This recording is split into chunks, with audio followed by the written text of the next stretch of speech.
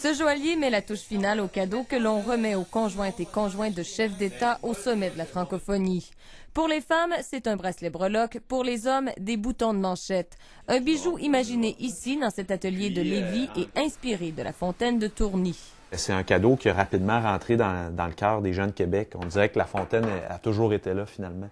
Chaque breloque est la réplique exacte des personnages qui habitent la fontaine. La copie conforme, mais mise à l'échelle, à très petite échelle. À partir d'un scanner numérique, on a pris des photos de la fontaine et ces miniatures ont été créées à partir d'une image en 3 dimensions. Ce qu'on voit ici, c'est les pièces qui sont vraiment en format numérique.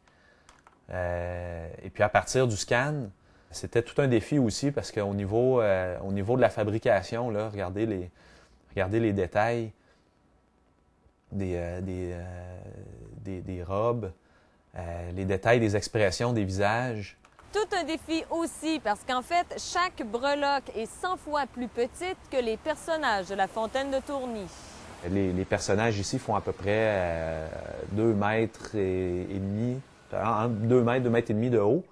Puis là, des rapetisser comme ça à ce niveau-là, en gardant tous les détails, c'est quelque chose qui n'avait jamais été fait, là. Et puis, il a fallu imprimer ce dessin virtuel. Une imprimante en 3 dimensions, en quelque sorte, c'est qu'on va imprimer couche par couche un objet qui est virtuel. Donc, on va commencer par la base, puis on va déposer des couches de matière, mais des couches très, très, très minces.